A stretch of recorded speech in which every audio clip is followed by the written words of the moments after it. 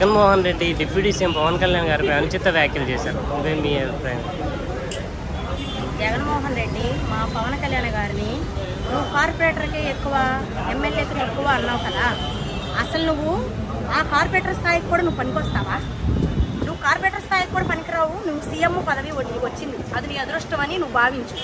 అది ఏపీ ప్రజలు దురదృష్టంగా భావిస్తున్నారు. నువ్వు దాన్ని దృష్టిలో పెట్టుకొని నువ్వు కార్పొరేటర్ తక్కువ, ఎమ్మెల్యేకి ఎక్కువ అంటే మాట్లాడితే ఎట్లాగా? ఒళ్ళు దగ్గర పెట్టుకొని మాట్లాడిన జగన్మోహన్ రెడ్డి గారు మర్యాదగా ఉండదు. వేరే మహిళలు ఊరుకోరు, జన సైనికులు ఊరుకోరు. మా అధ్యక్షుల వారిని పవన్ కళ్యాణ్ గారిని ఏమైనా అనుచిత వ్యాఖ్యలు నువ్వు గనక చేస్తే మేము ఎవ్వరం ఊరుకునేది లేదు.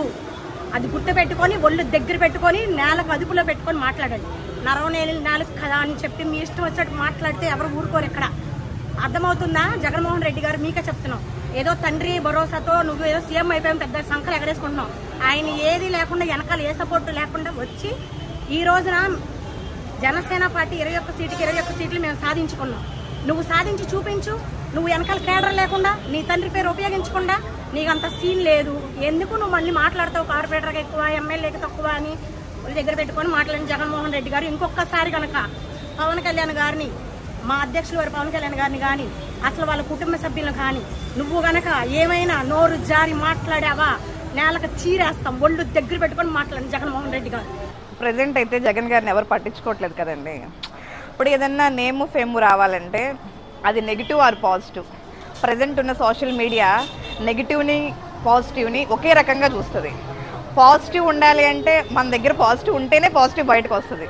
లేదు, ఉన్న నెగిటివ్ని కూడా బయటకు తీసుకురావచ్చు ప్రజెంట్ ఉన్న సోషల్ మీడియాలో. ఆ నెగిటివ్లో కూడా కొంచెం ఎక్కువ మసాలాగా యాడ్ చేసామనుకోండి, అప్పుడే చూస్తారు. సో నెగిటివిటీ కూడా పాపులర్ అవ్వచ్చు అనేది మన జగన్ గారిని చూసి మనం నేర్చుకోవచ్చు. జగన్మోహన్ రెడ్డికి మతి భ్రమించింది. గత ఎలక్షన్స్ నుంచి, ఓటమి నుంచి ఇంకా బయటపడినట్లేదు. కొంచెమన్నా బుద్ధి జ్ఞానం ఉండాలి ఆ మనిషికి మాట్లాడడానికి. గత ప్రభుత్వంలో అన్యాయంగా మా పవన్ కళ్యాణ్ గారిని అనేక రకమైన నిందలు వేసి అనేక విధాలుగా దూషించారు. మరి ఆ రోజు ప్రతిఫలమే ఈ రోజున అనుభవిస్తున్నారు. అదేవిధంగా ఈరోజు కూడా ఏమాత్రం నోటి దురుసు తగ్గించుకోకుండా అదే విధంగా ప్రవర్తిస్తే రాబోయే రోజుల్లో మిమ్మల్ని సభలో ఒక ప్రతిపక్ష నాయకుడిగా కాకుండా మతి భ్రమించిన నాయకుడిగా మీరు ప్రజల్లో గుర్తింపబడతారు. ముందుగా ఇది తెలుసుకోండి మీరు. అదేవిధంగా పవన్ కళ్యాణ్ గారిని విమర్శించే స్థాయి కానీ, ఆయన గురించి మాట్లాడే స్థాయి కానీ జగన్మోహన్ రెడ్డి నీది కాదు. ఆయన కేవలం ప్రజల కోసం నిస్వార్థంగా పనిచేసే ఒక నాయకుడు. నిజమైన నాయకత్వ లక్షణాలంటే పవన్ కళ్యాణ్ గారిని చూసి నేర్చుకోను. స్వార్థపూరిత రాజకీయాలు నువ్వు చేసి చూపించావు. మరి జనం కోసం, జనం మేలు కోసం, బాగు కోసం ఎటువంటి నాయకుడు ఉంటే మరి ఈ రోజున ప్రజలకి ఉపయోగపడతారో ఆ పవన్ కళ్యాణ్ గారిని చూసి నేర్చుకో. జగన్మోహన్ రెడ్డి ముఖ్యమంత్రి పవన్ కళ్యాణ్ గారిపై అనుచిత వ్యాఖ్యలు చేశారు. దీంతో మీ అభిప్రాయం? జగన్మోహన్ రెడ్డి గారు మన పవన్ కళ్యాణ్ గారు ఉప ముఖ్యమంత్రి వర్యులు పవన్ కళ్యాణ్ గారు చేస్తున్న కార్యక్రమాలు కానీ, ఆయన పరుగులు తీస్తున్న దానికి కానీ మన కూటమి ప్రభుత్వంలో పవన్ కళ్యాణ్ గారు తిరుగులేని నాయకుడిగా ఎదుగుతున్నారు. అలాంటివి చూసి ఆయన భరించలేక ఏదో అవాకులు చవాకులు పేల్తారు.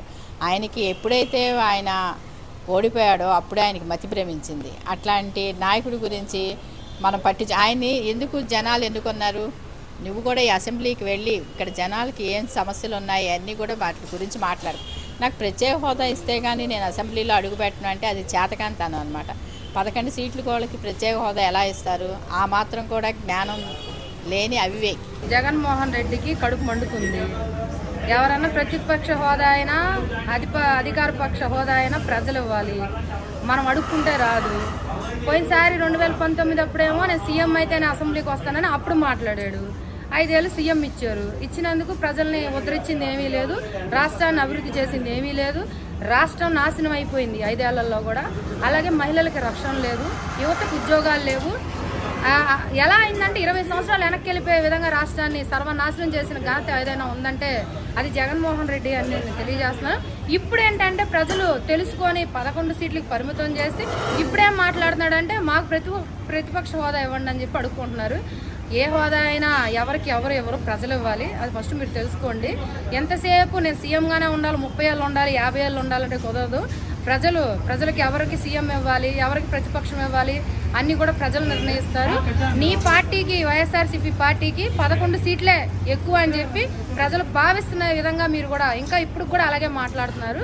అవి కొంచెం మానుకుంటే మంచిది జగన్మోహన్ రెడ్డి గారు అని నేను తెలియజేస్తాను. అనుచిత వ్యాఖ్యలు చేయడానికి అండి ఆయనకు ఒక అర్హత అనేది ఉండాలి. ప్రస్తుతం ఆయన ఒక ముఖ్యమంత్రి కాదు కూడా, ఎక్స్ ముఖ్యమంత్రి. అండ్ ఆయన ఒక ఎమ్మెల్యేగానే ఉన్నారు. ఇప్పుడు మన పవన్ కళ్యాణ్ గారు ఎమ్మెల్యే స్థాయి నుంచి ఉప ముఖ్యమంత్రి స్థాయికి కూడా వెళ్ళారు. ఒక సీటు నుంచి 21 సీట్లు, 22 ఎంపీ సీట్లు గెలుచుకొని ఆయన 100% స్ట్రైక్ రేట్తో ఉన్నప్పుడు అలాంటి మనిషిని ఆయన అనడం చాలా బాధాకరం అండి. ఆయన అంటే మన ఇప్పుడు కత్తిపోటుకి ఎక్కువను రాజకీయానికి తక్కువగా కూడా ఉన్నారు. అది ఆయన ఆలోచించుకొని మాట్లాడితే మంచిది. అసలు ఈ రెడ్డికి ఏం మాట్లాడాలో కనీసం స్క్రిప్ట్ రాసిస్తే దాన్ని చూసి చదవటం కూడా రాని రెడ్డి ఇవాళ మా పవన్ కళ్యాణ్ గారిని మాట్లాడడానికి ఆయన బయటకు వచ్చారు. చాలా తప్పండి. మీకు 11 సీట్లు కూడా లేవు, మీకు శాసనసభలో స్థానమే లేదు. వచ్చి 11 నిమిషాలు నించొని వెళ్ళిపోవడం కోసం వచ్చి మీరు మాట్లాడి అది కూడా రాసుకొని ఎవరినో అడిగి స్క్రిప్ట్ రాపించుకొని వచ్చినట్టున్నారు. పవన్ కళ్యాణ్ గారి పేరెత్తే స్థాయి కూడా మీకు లేదండి. ఎందుకంటే ఆయన 100కి 100 స్ట్రైట్ రేట్ ఇచ్చిన ఏకైక అధినేత మా శ్రీ పవన్ కళ్యాణ్ గారు. ఇప్పటి వరకు ఎవరు కూడా 100 to 100 గెలిచినట్లు ఎక్కడా లేదండి. అక్కడే తెలుస్తుంది ఆయన విజయం ఏంటనేది. ఒక్క సీట్ కూడా లేదని ఎన్నో అవమానాలు చేశారు, ఎంతో పరాభవం చేశారు. అధికారంలో ఉన్నప్పుడు మీరు చేసింది అదే, అధికారం లేకుండా ఒక ఎమ్మెల్యేగా మీరు దిగజారిన రాజకీయాలు ఇప్పటికి కూడా ఆపకుండా చేస్తున్నారు. మీకు ఇంకా మేము ఎట్లా చెప్పినా మేము మీకులాగా అనుచిత వ్యాఖ్యలు చేయని వ్యక్తులం కాబట్టి సరిపోతుంది. అలాగే మాట్లాడదలుచుకుంటే కళ్యాణ్ గారి స్థాయిని మీరు ఆయన పేరెత్తే ఇది కూడా మీకు లేదు. అది తెలుసుకొని మీరు శాసనసభలో అడుగు పెట్టేటప్పుడు మీరు ప్రజల గురించి మాట్లాడడం కోసం రండి. ముందు అక్కడ ఏం మాట్లాడాలో తెలుసుకోండి. అంతేకాని అధికారంలో ఉన్నప్పుడు, అధికారంలో లేనప్పుడు పవన్ కళ్యాణ్ గారిని మాత్రం టార్గెట్ చేసి మీరు మాట్లాడేది అనేది మీకు చాలా సిగ్గుచేటు. మీలాంటి వాళ్ళ గురించి మేము మాట్లాడడం కూడా సిగ్గుచేటు. జగన్ గారికి 11 సీట్లు వచ్చినందువల్ల కొంచెం మత అనేది సరిగా లేదనేది మాత్రం నేను ఖచ్చితంగా చెప్తాను. ఎందుకంటే గత ప్రభుత్వంలో ఆయన ఉన్నప్పుడు అదే అసెంబ్లీలో చంద్రబాబు నాయుడు గారు కూర్చున్నప్పుడు చంద్రబాబు నాయుడు గారు మాట్లాడుతుంటే జగన్ గారు అన్నారు, ఈయనేదో తెగ మాట్లాడేస్తున్నాడు, 23 సీట్లు ఈయనకున్నాయి, 5 సీట్లు కానీ లాగిపడేశానంటే నీకు ప్రతిపక్ష హోదా కూడా ఉండదు అని చంద్రబాబు నాయుడు గారిని ఈయన కామెంట్ చేశారు. అది కూడా అసెంబ్లీలోనే కామెంట్ చేశారు. కానీ విధి రాత అనేది ఒకటి ఉంటుంది కదా, ఎవరు ఊహించిన విధంగా ప్రజలు మీకు 11 సీట్లు ఇచ్చారు. ఎవరు ఇవ్వలా, ప్రజలు మాత్రమే ఇచ్చారు. ఏదో నీ గవర్నమెంట్ బాగుందనుకున్నాను. సో మేము చెప్తున్నాం, జనసేన వీర మహిళలను చెప్తున్నాం, మహిళా దినోత్సవం రోజు చెప్తున్నాము, మీరు ఒక కార్యకర్తకి ఎక్కువ, ఓటర్కి తక్కువ. ఓకేనా? ఇది గుర్తుపెట్టుకోండి. మా పవన్ కళ్యాణ్ గారు అనే రైట్ మీకు లేదు. నేను ఇంకొకటి అడుగుతున్నాను, మీరు కోవిడ్ వచ్చినప్పుడు మాకు డబ్బులు 2 కోట్లు ఇచ్చారు. అలాగే విజయవాడలో వరదలు వచ్చినప్పుడు 2 కోట్లు ఇచ్చారు. ఈ డబ్బులు ఏమయ్యాయి? మాకు కొంచెం లెక్కలు చూపించండి. ఎవరికి ఇచ్చారు? మీరు చెక్ ఇస్తే అది ఎవరికి ఇచ్చారు? ఆ లెక్కలు చూపించండి. పవన్ కళ్యాణ్ గారు ఇచ్చిన ఎన్నో సహాయాలు మేము మీకు లెక్కలు చూపిస్తాము. వీటన్నిటిలో మీరు మమ్మల్ని ఎదుర్కొనే పని అయితేనే పవన్ కళ్యాణ్ గారిని ఒక కామెంట్ చెయ్యండి. ఆ దమ్ము మీలో లేనప్పుడు, మీరు స్క్రిప్టెడ్ సీఎం అయినప్పుడు, మాజీ సీఎం కదా మీరు అయినప్పుడు, మీరు అలాంటి మాటలు ఖచ్చితంగా మాట్లాడమాకండి. ఓన్గా మన క్యాపబిలిటీ ఉన్నప్పుడు మాత్రమే మనం మాట్లాడాలి. ఎవరో రాసిచ్చింది మీరు మాట్లాడితే, రోజైనా ఇప్పుడు మా మహిళల్లో ఎక్కడుందంటే మా చెప్పు కింద ఉంది. ఆవిడ జీవితం మా చెప్పు కింద ఉంది. అలాంటి ఒక దరిద్రమైన జీవితం రోజాది, అంత అసహ్యమైన నోరు. కాబట్టి సో మీరు కూడా గుర్తుపెట్టుకోండి, ప్రజల్ని గౌరవించినప్పుడే, మీ తోటి నాయకులు మీరు గౌరవించినప్పుడు మాత్రమే మీరు మళ్ళీ జనాల్లోకి వస్తారు. రండి, జనాల్లోకి వచ్చి ప్రాబ్లమ్స్ గురించి మాట్లాడండి. మేమెవ్వరం కాదను, మేము ఏదైనా బాగా చేయకపోతే క్వశ్చన్స్ జనాల్లో నుంచి అడగండి అయ్యా, రోడ్డు మీద అడగండి, ఎవరు అడగండి. మీకు ప్రతిపక్ష హోదా రాదు, ఇవ్వం కూడా, కొన్ని సంవత్సరాల వరకే